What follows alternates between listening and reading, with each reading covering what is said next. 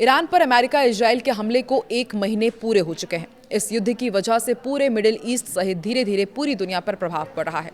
Hormuz जलडबरू मध्य के बंद होने से दुनिया के ज़्यादातर देशों में होने वाली एनर्जी क्राइसिस की स्थिति अभी भी बनी हुई है। इसी बीच अमेरिका और इजराइल ने अब ईरान के जल संसाधनों को निशाना बना लिया है। नमस्कार, मैं हूं आकांक्षा और आप देख रहे न्यूज़ 18 का डिजिटल प्लेटफॉर्म। इस वीडियो में हम आपको ईरान इजराइल जंग से जुड़ा हुआ हर एक ताज़ा अपडेट बताएंगे। तो फार्स न्यूज़ एजेंसी के मुताबिक ईरान के वाटर सोर्स को अमेरिका और इजराइल ने टारगेट किया है। ऐसे में ईरान की जनता को पीने के पानी के लिए भी तरसना पड़ सकता है। इसके पहले मिडिल ईस्ट में तनाव तब बहुत ज़्यादा बढ़ गया था जब ईरान के सऊदी अरब के प्रिंस सुल्तान एयरबेस को निशाना बनाते हुए बड़ा हमला करने की जानकारी मिली।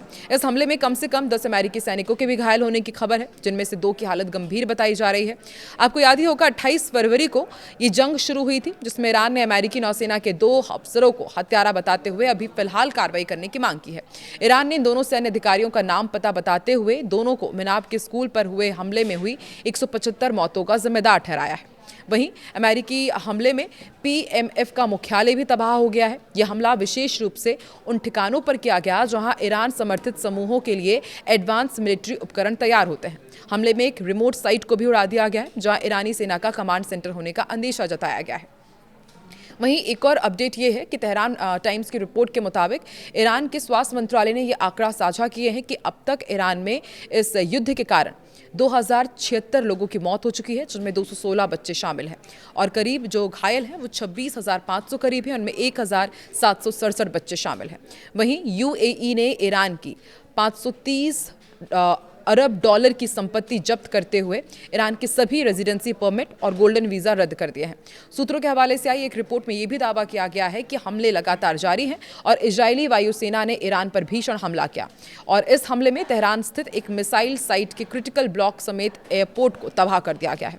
इजरायली हमले में ईरान की इंडस्ट्री ठप पड़ गई है, खासकर डिफेंस सेक्टर को भारी नुकसान पहुंचने का सिलसिला जारी है।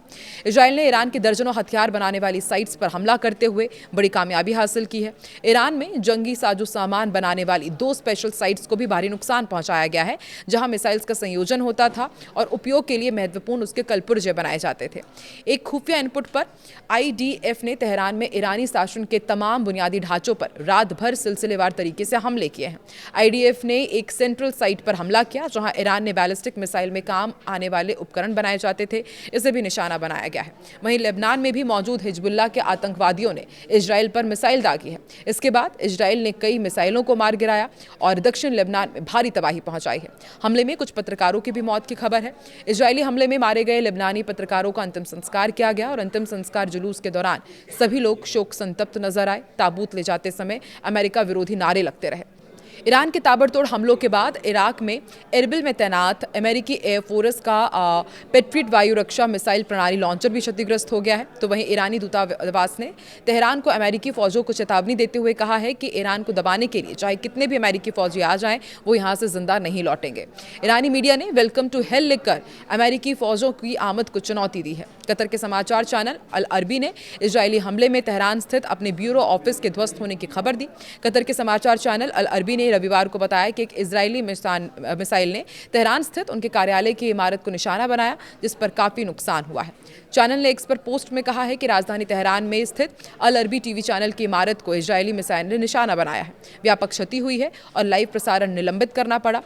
कार्यालय के अंदर से प्राप्त फुटेज में टूटी हुई खिड़कियां, चकनाचूर कांच और कुछ मलबा भी दिखाई दिया। इमारत के बाहर की तस्वीरें में भी सड़कें मलबे से ढकी हुई नजर आई और आसपास की इमारतों को भी काफी नुकसान पहुंचा है। ईरान युद्ध के कारण बिजली के बिल दोगुने से अधिक बढ़ गए हैं, ये भी एक ताज़ा अपडेट है। इन्हें अब नियंत्रित करने के लिए मिस्र में दुकानों, रेस्टोरेंट और शॉपिंग मॉल्स को जल्द बंद करने का आदेश दिया गया है। वहीं ईरान ने हॉर्मुज से पाकिस्तान के 20 जहाज़ों के गुजरने की इजाज़त दे दी है। रोजाना पाकिस्तान के 2 जहाज़ गुजरेंगे। अल जजीरा की रिपोर्ट के अनुसार ईरान ने 20 पाकिस्तानी जहाज़ों को हॉर्मुज जलडमरू मध्य से गुजरने की इजाज़त दी है। इस्लामाबाद ने इस कदम को मौजूदा ऊर्जा संकट को कम करने की दिशा में अहम माना है। पाकिस्तान के विदेश मंत्री इशाक डार ने शनिवार को घोषणा की और बताया बताया कि इस व्यवस्था के तहत रोज 2 जहाज इस जलमार्ग से गुजरेंगे। वहीं प्रधानमंत्री नरेंद्र मोदी ने रविवार को नागरिकों से अपील की कि वो मिडिल ईस्ट में चल रहे भयंकर युद्ध से पैदा हुई चुनौतियों का सामना करने के लिए एकजुट हो जाएं और गलत जानकारियों के प्रति सतर्क रहें, सावधान रहें। अपने मासिक रेडियो कार्यक्रम मन की बात को संबोधित करते हुए पीएम मोदी ने कहा कि भारत के पड़ोस में चल रहा यह संघर्ष 1 महीने से भी ज्यादा समय से जारी है और इससे कई बड़ी चुनौतियां खड़ी हो गई हैं। तो इजराइल ईरान वॉर से जुड़ा हुआ ये पूरा अपडेट आपके सामने रहा। यदि आपको क्या लगता है कि आने वाले दिनों में ये युद्ध क्या और भी भीषण होने वाला है, कमेंट में अपनी राय जरूर दें।